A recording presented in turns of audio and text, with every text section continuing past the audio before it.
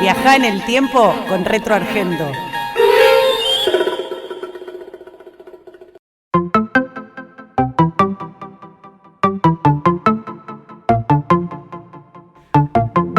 Y siguiendo con este viaje en el tiempo que tenemos en la 92.1, nos vamos a meter en la entrevista retro porque vamos a viajar en el tiempo. Vamos a hablar con un nuevo amigo porque nos vamos a ir a un videoclub real. Siempre tenemos la columna de videoclub aquí con el señor Ricardo de Luca, que siempre nos recomienda una película de los 80 y los 90, pero ahora nos vamos para el barrio de Palermo, pasamos el umbral y entramos a Blackjack porque allí nos atiende quien está del otro lado, Marcos Rago. Marco, ¿cómo anda? ¿Qué tal? Buenas tardes, ¿cómo va? Bien, todo muy bien, por suerte. La verdad que un lujo. Me encanta la idea de hacer una nota con ustedes.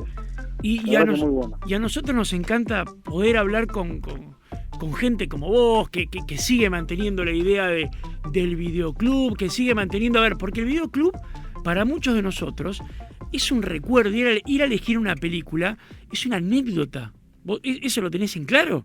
Totalmente. La gente que viene acá, mucha gente que pasa, sobre todo los fines de semana, es como que entran en el túnel del tiempo y empiezan a decir, uy, ¿te acordás de cuando venía con mi papá, con mi mamá, con mi familia a alquilar 3 películas un fin de semana? Y eso es algo bueno, es algo que yo acá lo sigo sosteniendo, pero reconozco que haber tan pocos locales en el país, eso es algo que no ocurre más. Y es una pena que se haya perdido porque es otra cosa, no es lo mismo que estar haciendo zapping o estar buscando un streaming. Es otro plan, es lo más parecido a encontrar una película en la cartelera del cine e ir a verla. Bueno, acá es encontrar algo de los tantos títulos que yo tengo para disposición de la gente. No, y además el hablar con vos, ¿no? Que vos le contás, che, mirá, esta película tiene esto, la recomendación. Exactamente. Claro, la recomendación, que eso es algo que se perdió, porque una cosa es el algoritmo de la plataforma, que bueno, en algún momento le puede ir bien, pero no es lo mismo. O sea, yo al cliente lo conozco, ya cuando me pidió por segunda vez una película, yo ya me doy cuenta cómo viene una cosa. ¿Y cómo es la historia de Blackjack? ¿Cuándo arranca? La historia arranca en el año noviembre del 89, el videoclub el 20 de noviembre cumplió 33 años, arrancamos con un amigo, compañero de secundario, y él, bueno, en un momento se quiso ir de viaje y nunca más volvió y me quedé yo. Siempre en la misma esquina. Más? No, o sea, volvió a los años, pero no volvió como socio. O sea, yo le compré su parte y nunca más, o sea, formó parte, nunca más formó parte. Y nunca más formó parte. Lo que pasa que, bueno, él estuvo viviendo en Los Ángeles porque él era muy cinéfilo y bueno, se quiso ir a la meca del cine comercial, digamos, a la meca del cine americano, y estuvo viviendo muchos años ahí en Los Ángeles y precisamente trabajando en un videoclub en varios videoclubes de Los Ángeles. Después, bueno, lo que fue pasando acá, bueno, fue evolucionando la cuestión de... Nosotros tuvimos VHS durante muchos años porque, bueno, lamentablemente nosotros VHS no comercializamos más, pero por una cuestión de espacio. Claro. No es el mismo local durante tantos años.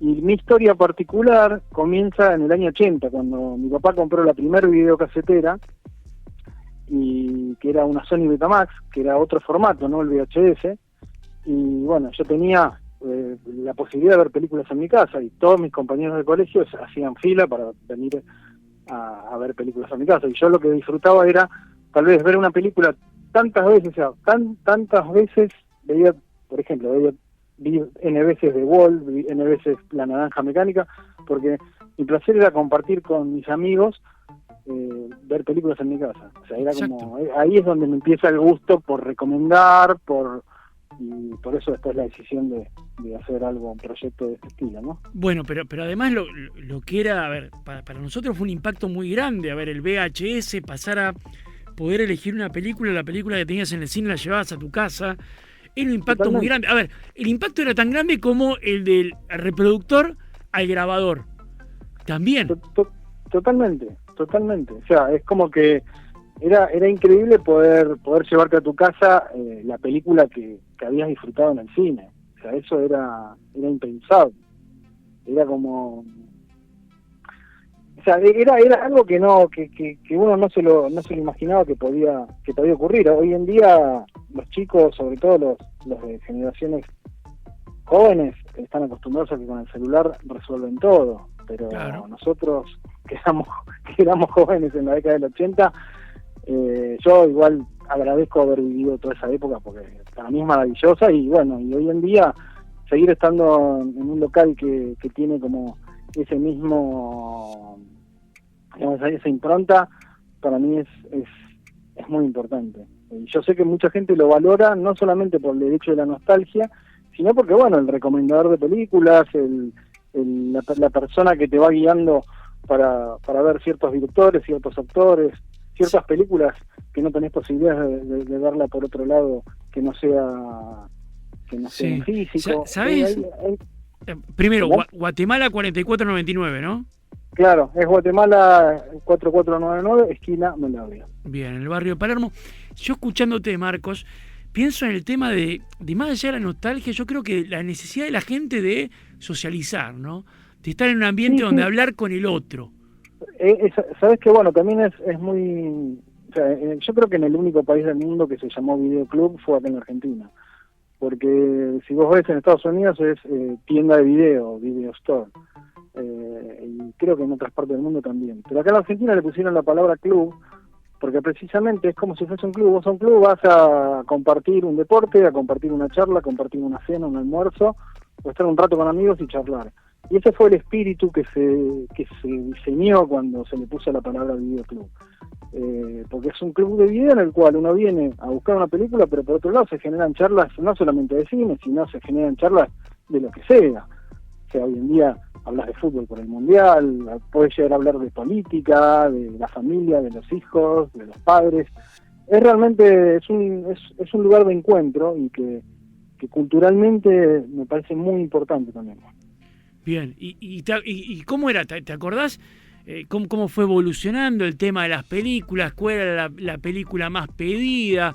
A ver, teníamos tantas películas, yo que sé, Volver al Futuro, veníamos con tantas copias de Volver al Futuro 1. O sea, Volver al Futuro, Jurassic Park fue una película que he comprado muchísimas copias en su momento, porque este era un local, bueno, es un local que no es muy grande, entonces no me podía comparar cuando en la época de las grandes tiendas, digamos, de Blockbuster o de Errols, pero era un local siempre fue un local que aparte de tener los grandes títulos siempre buscó películas de nicho, pero sí, Jurassic Park, Titanic, Volver al Futuro, todo eso tenía, o sea, se intentaba comprar muchos ejemplares porque la película, aparte que el problema que había era que yo estaba acá, pero yo tenía 6 locales a una cuadra de competencia. Entonces la gente lo que hacía era, venía acá, tenés Jurassic Park, no, se iba a hacer la vuelta. ¿Viste? Cuando quiero esa película, cuando surgían esas situaciones. No, pero, y además, Marcos, ¿no estaba la lista de espera?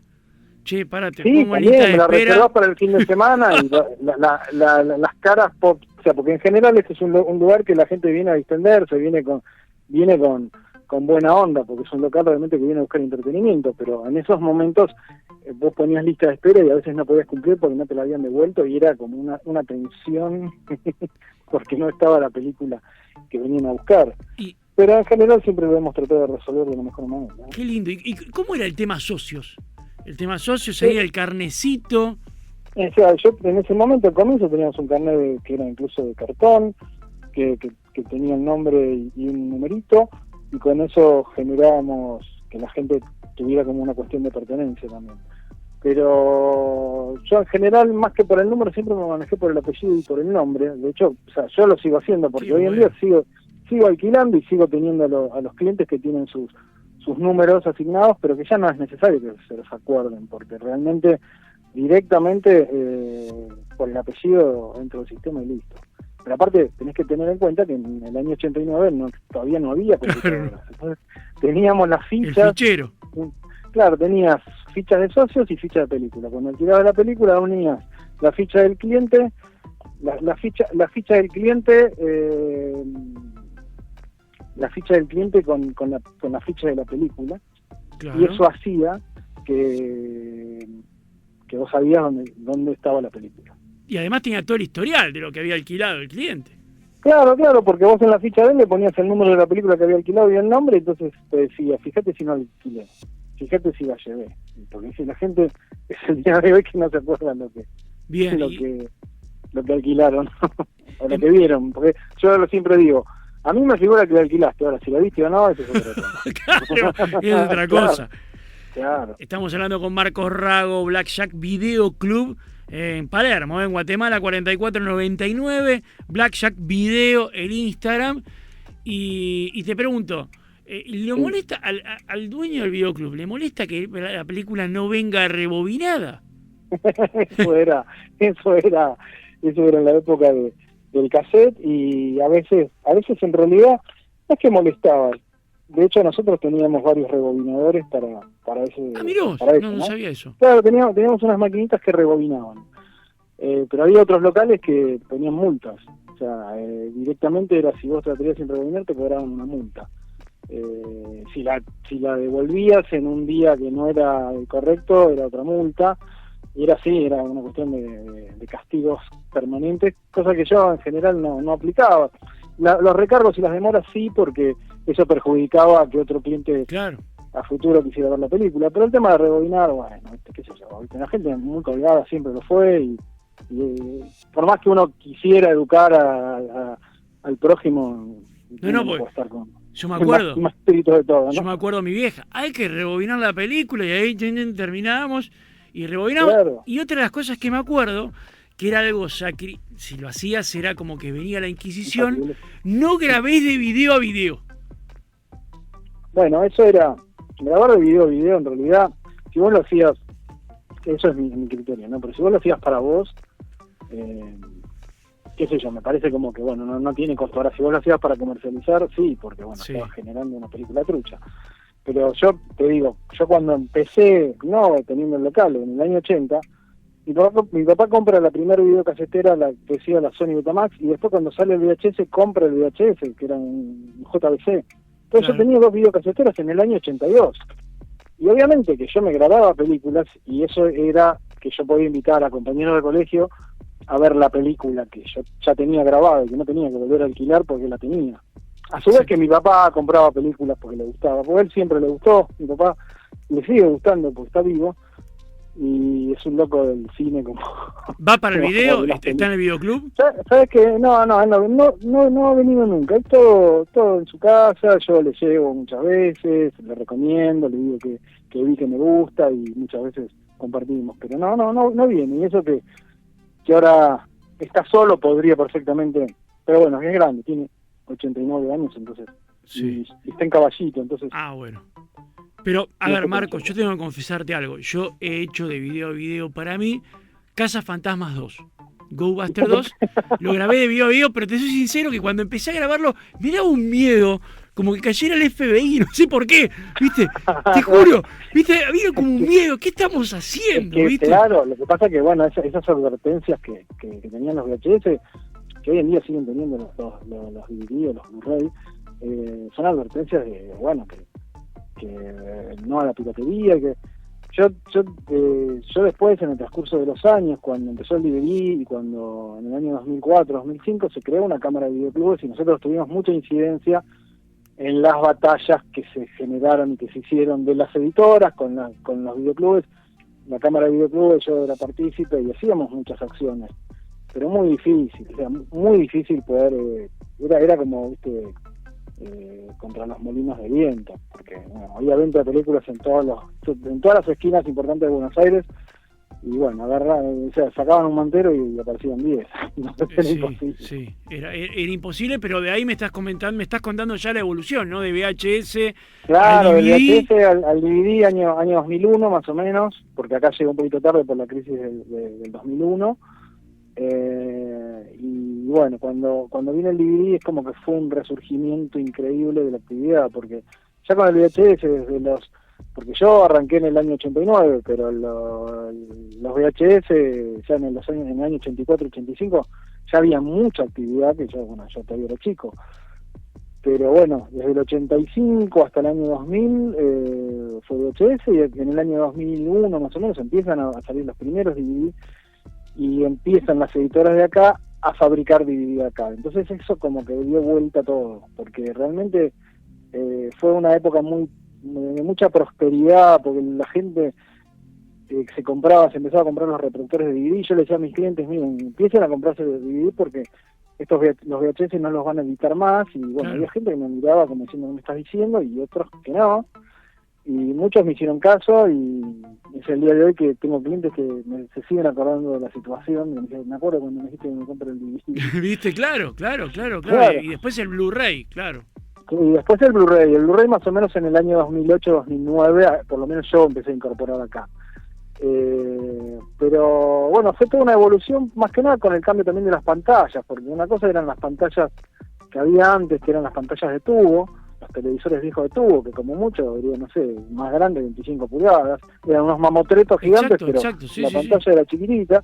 Y bueno, cuando empezaron a salir los primeros plasma, después LCD, después LED, ahí cambia todo de nuevo, porque realmente la imagen que tenían y tienen esos televisores, con una buena fuente de emisión, como un DVD en ese momento, y después con el Blu-ray, hizo que la gente quisiera volver a ver de nuevo las películas que ya había visto, y obviamente todos los estrenos, porque también siempre fue la historia de volver a comprar la película, porque vos hablabas de Volver al Futuro, yo Volver al Futuro la tenía en VHS, después cuando salió DVD la compré en DVD, y cuando salió en Blu-ray la compré en Blu-ray. O sea, esa historia es como que la historia de mi vida, comprar siempre la película en el formato mejor. Claro.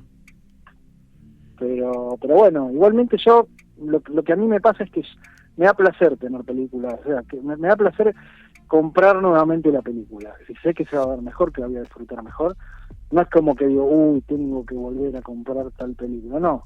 Me pasó con infinidad de clásicos. A mí me gusta mucho el cine clásico, cine de Hitchcock, de Billy Wilder, de directores Scorsese, Coppola, Kubrick, Brian De Palma, y volver a comprar la película realmente me entusiasmaba muchísimo. Imagino, también hay asociación de película con cliente. Decís, ahí viene el cliente de tal película. ¿Hay asociación con eso? Sí, en una época sí, ahora no tanto, porque ahora el tema es que, digamos, mi público, digamos, tengo muchos estudiantes de cine por el cine de autor y los clásicos. Después tengo mucha gente más 50 que bueno, vienen acá y que tenían los hábitos de ir a cines que pasaban películas de digamos, películas francesas o películas europeas, y que bueno, hay muchos cines que hoy en día dan más lo comercial, entonces vienen acá. Pero qué sé yo, puede haber alguna asociación que en este momento no me acuerdo, pero sí, eso en algún momento ha pasado seguro, ¿no? Pero no me acuerdo. Pero bueno, y de ahí hoy en día hay gente, tenés clientes que alquilan VHS, tenemos DVD, ¿cómo es hoy? No, hoy en día yo alquilo DVD y Blu-ray. VHS, Bien. Lamentablemente, por el tema del espacio, No, está bien. no tengo más, pero porque mi local, o sea, mi local mide 40 metros cuadrados, o sea, está abarrotado de películas, y el VHS siempre, al ser más gordito, Sí, es más grande, claro, obvio. es más grande. Y por el otro lado, digamos, la nostalgia de ver en VHS, de ver digamos, esa imagen, no a todo el mundo le gusta. Yo creo que a los que son asiduos de tu programa seguramente les gustará, porque bueno, sí, porque el tema de los 80 es como que es lo que en parte los convoca. Pero lamentablemente, digamos, yo evolucioné por el lado de que la película se vea en la mejor calidad posible, y entonces bueno, hay cosas que tenés que dejar de lado a nivel comercial, por lo menos. Claro. Entonces yo tengo DVD, tengo Blu-ray. No tengo Blu-ray 4K, tengo un poco, pero porque ya a partir de la pandemia cambiaron muchas cosas, como el horario, como la cantidad de días que le dejaba las películas a la gente, y sobre todo el tema de la importación de Blu-ray, porque acá en la Argentina ya no hay más editoras. Claro. O sea, no existen las editoras, entonces tenés que traer algunas películas de afuera, muy caro importar. Pero bueno, así todo, tengo muchísimo material de todo lo que se te ocurra. Y pregunta, ¿hay estadística de decir esta fue la película más alquilada? Mira, yo hace un rato te nombré dos y te puedo asegurar que esas dos, tanto la primera de Jurassic Park como Titanic, fueron las películas más alquiladas. Bien, Titanic, que ya sabíamos el final. Sí, pero bueno, era así, que la gente...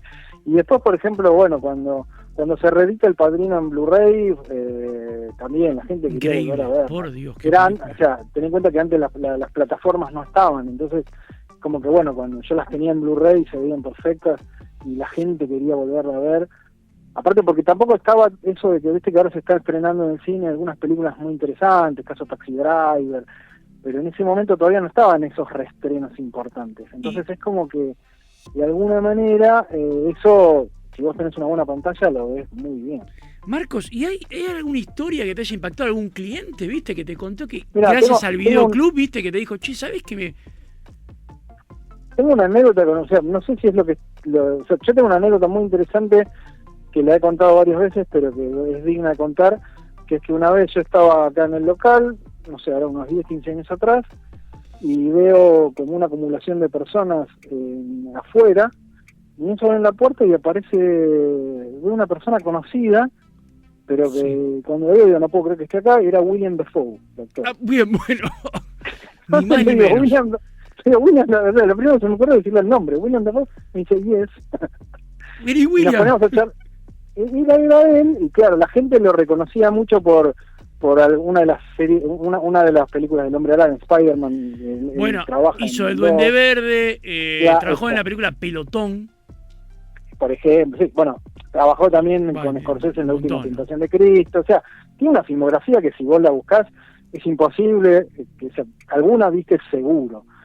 Pero bueno, en ese momento, porque hacía varios años los celulares no tenían buenas cámaras o no tenían cámaras, entonces lo primero que se me ocurrió fue agarrar la tapa de Última Tentación de Cristo de Scorsese y pedirle que me la firme. Y venía acá para pedirme algunas películas de tango porque su esposa estaba haciendo un documental de tango y me pidió unas películas que se las conseguí, se las mandé al hotel.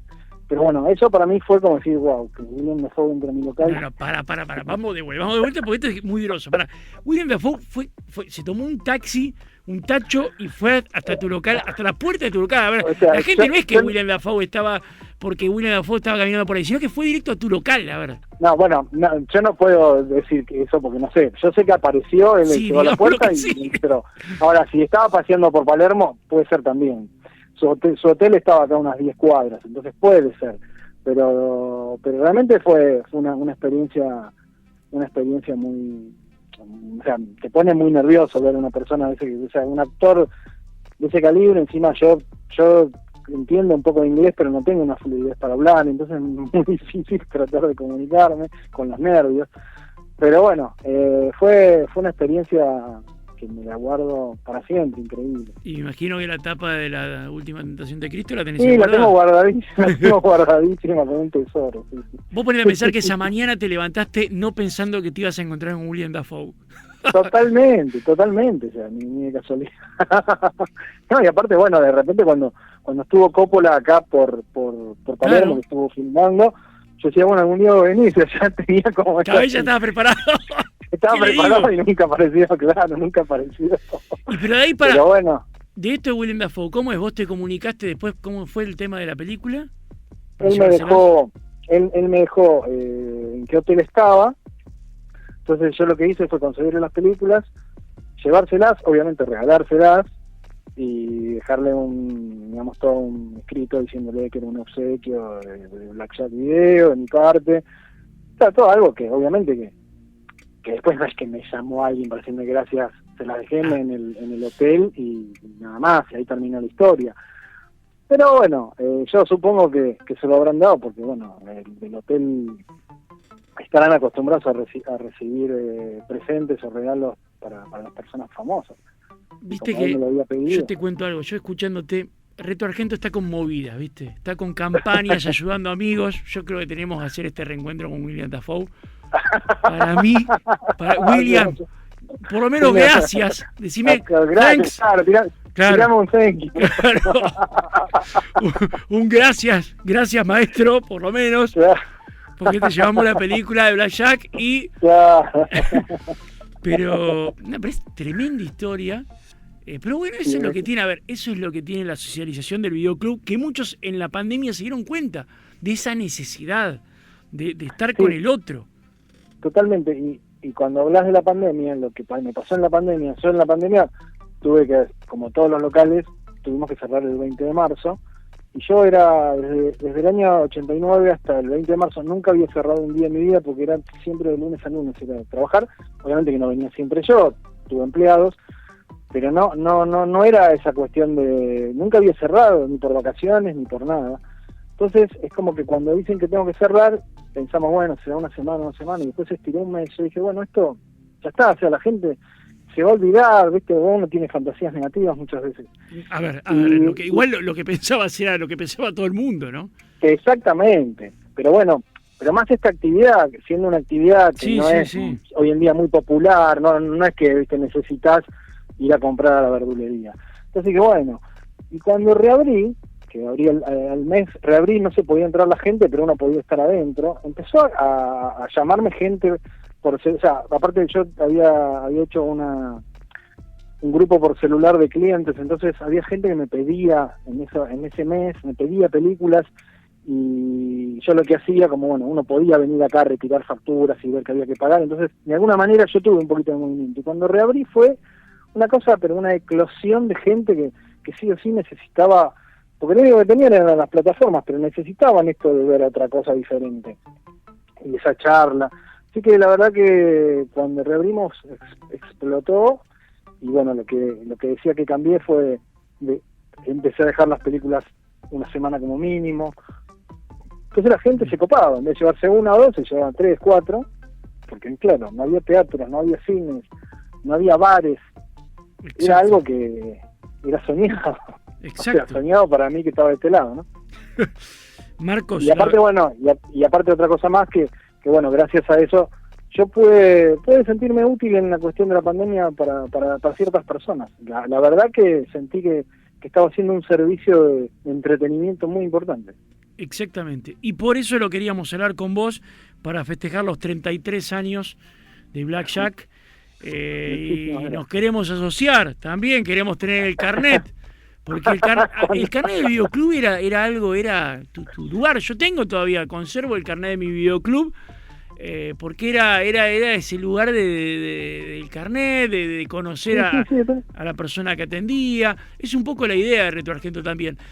A ver, de no hablar que lo nuevo, viste que siempre uno dice lo anterior es mejor, que no.